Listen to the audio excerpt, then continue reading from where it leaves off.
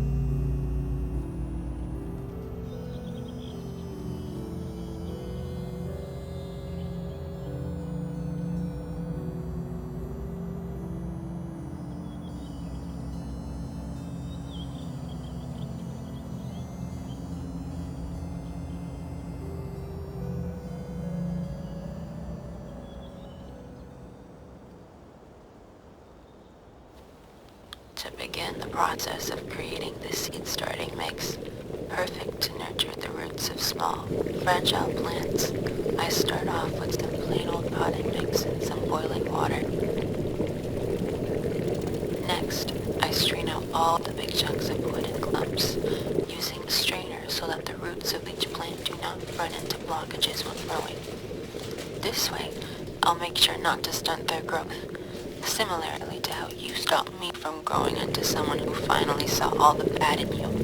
I won't do that to my little plants. And finally, I sterilize the soil with the boiling water to stop any soil-borne insects from hatching, removing any pathogens that may wreak havoc on the little plants, spreading disease and potentially killing the weakly established seedlings.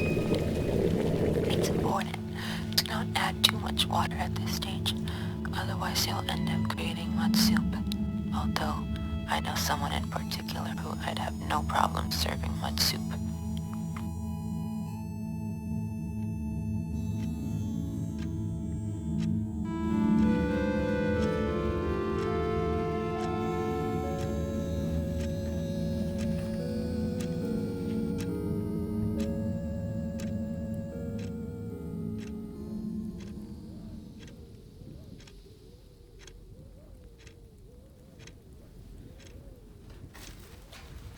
Now that the seed-starting mix has been made, we can begin to fill small pots in each tray.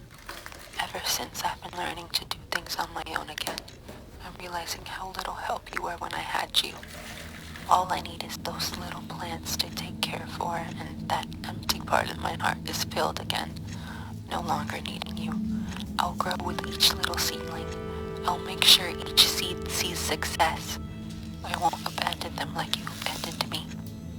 Firstly, I'll I'll be starting with sage seeds. I love the smell of sage, and even if the last time I cooked with it was when I was with you, I'll make new memories with my new plants and will no longer think of you when I smell my little sage leaves. In fact, I'll plant a whole herb garden, sage, parsley, basil. I'll grow everything and leave you in the past. Next up is impatiens. I love this flower. They remind me of my family and the essence of summer. They're beautiful and the package says to plant them 10 weeks before the last frost, meaning that right now is a perfect time to do so.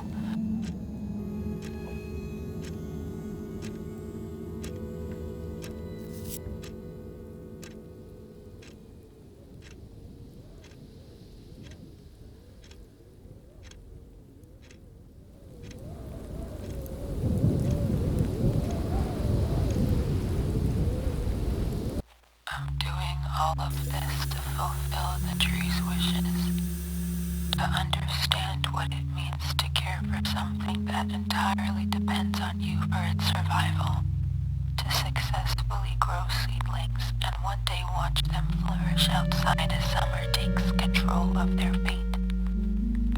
With the help of these plants, I'll be able to cleanse myself and the earth, to enter a more innocent state. I'll feed myself with their fruit. I show my plants that I care for them, that I love them, more than you. I remind myself that I wouldn't be here without them, and that they wouldn't be here without me.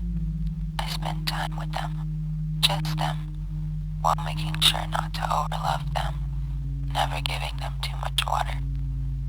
And when I watch them sprout, it brings me immense joy. It makes me feel so happy, to the point where I want to give everybody in the world a plant to take care of, especially the people who hurt me. I'm sure it would fix them. It would give them a sense of purpose in their lives. Everybody would be so much happier, even you.